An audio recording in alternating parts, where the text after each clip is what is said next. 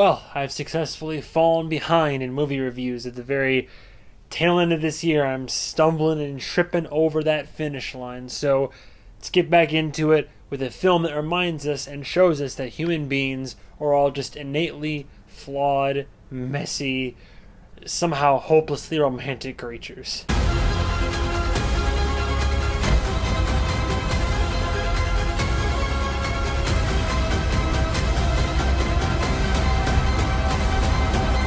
내가 그렇게 만만합니까? 내가 그렇게 나쁩니까?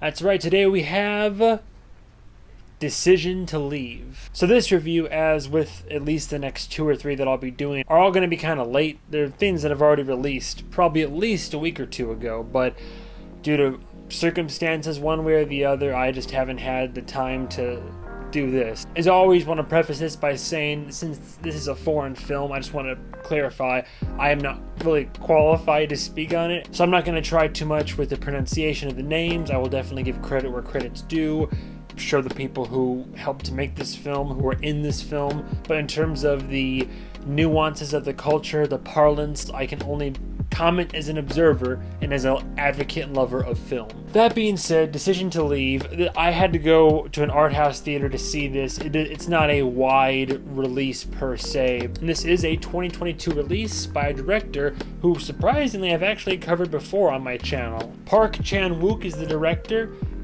So I don't know if the name rings a bell if you're into foreign films or well-known Korean films, but this is the man responsible for basically bringing us Oldboy, the original, not the American one. What I wanted to also touch on is a film that I really liked of his. I covered it on the channel, so I mean it's the only other work of his that I've really discussed so far, but he did The Handmaid, which was definitely not for the kids.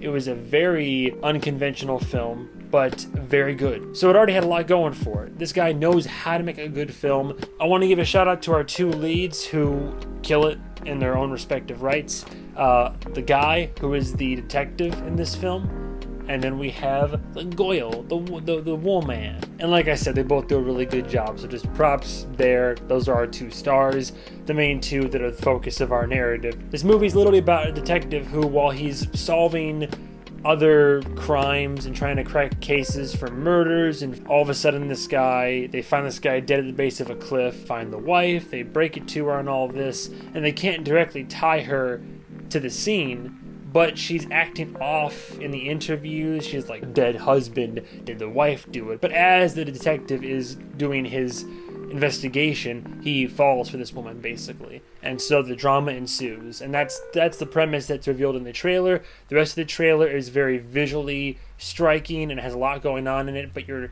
not quite sure where the movie would go from there. That being said, I'm not going to spoil where the movie goes from there. I will try to be vague, but still talk about what I did and didn't like as I would with any other movie. But that's the premise, just so you know. Walking out of this film, I kind of know how I feel, but even after marinating on this film for the better part of a week or so, I'm still not quite sure. The biggest and best thing this film has going for it, absolutely masterful cinematography and camera work.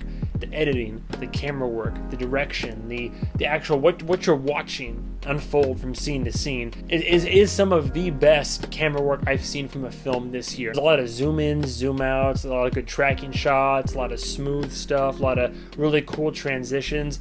One of my favorite aspects of this film is how it almost feels like you're watching a Haruki Murakami book unfold, in that it's very borderline dreamlike. As characters, maybe one character's spying on somebody, and all of a sudden you in the scene that the person they're spying on, they're sitting next to the person. They're not really there, but they're with them in like spirit as they're observing them and watching their day-to-day routine. A person in one room, all of a sudden the lights might start flashing, and next thing you know, you cut to where actually that character was actually headed, where the fluorescent lights overhead are flashing. So as these transitions are queued up, whatever environmental sound, visuals, lights, the atmosphere bleeds through between scenes as you kind of like transition, almost as if you're just kind of floating through the narrative. It's really creative stuff. It's visually so well done.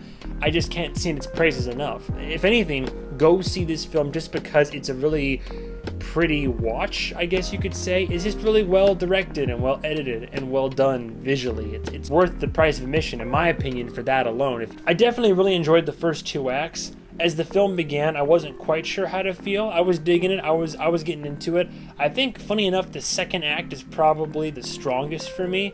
Once the plot reveals itself and once things really get going, I found myself very interested by the narrative and very interested to see how things would go, what the characters would do, how they're going to keep interacting with each other. It hooked me. The first act, I was like, I wonder where's this gonna go? This is very interesting. And then boom, it got me. And the first and second act for sure are what drew me into this. And as I already said, the actors are all great. We are not wanting for anything in terms of performance. It's all there.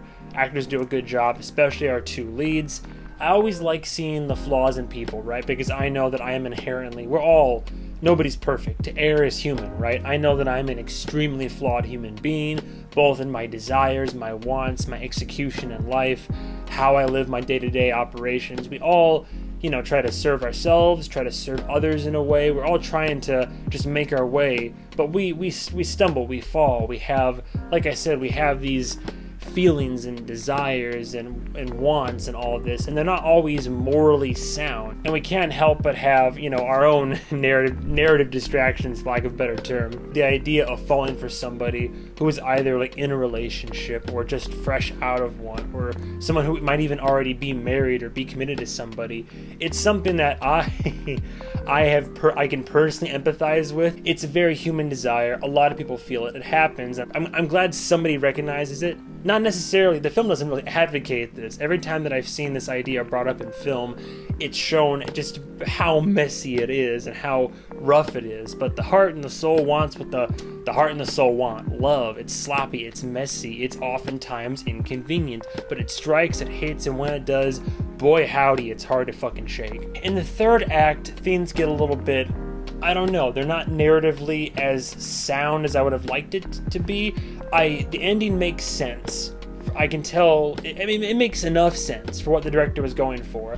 I wasn't particularly fond of how the movie ended. It felt off. It felt like the train was still on the tracks, but it wasn't quite the right tracks, like we're still going somewhere on this destination, but I'm pretty sure it wasn't where I bought the ticket for originally. A tad bit disjointed from the first 2 acts.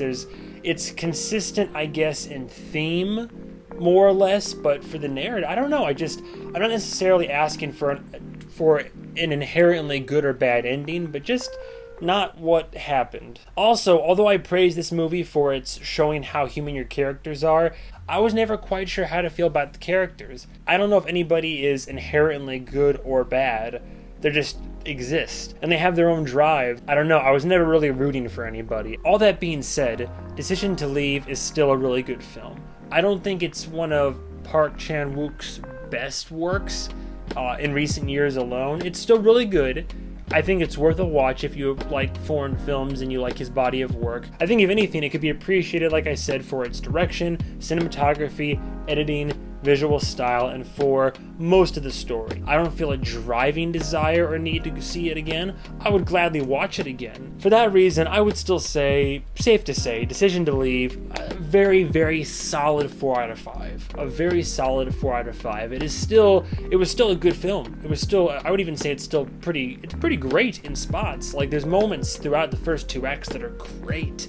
It really delves into, like, not just the obvious stuff of what love means, but those little bits of connection, how just someone's presence can make you feel at ease, and what they would do, the way they would talk to you, or like maybe stroke your hair, all these little things that just makes me melancholy, but we can dream, right? But that's all I have to say about Decision to Leave. I'd still say it's really good, it's worth a watch, but again, foreign film, the narrative is a tad bit controversial, and it might not be for everybody, but that's all I gotta say. So thank you so much for watching, and stay tuned for the next episode of whatever I make next, whatever review I do. Yeah. Goodbye, travelers.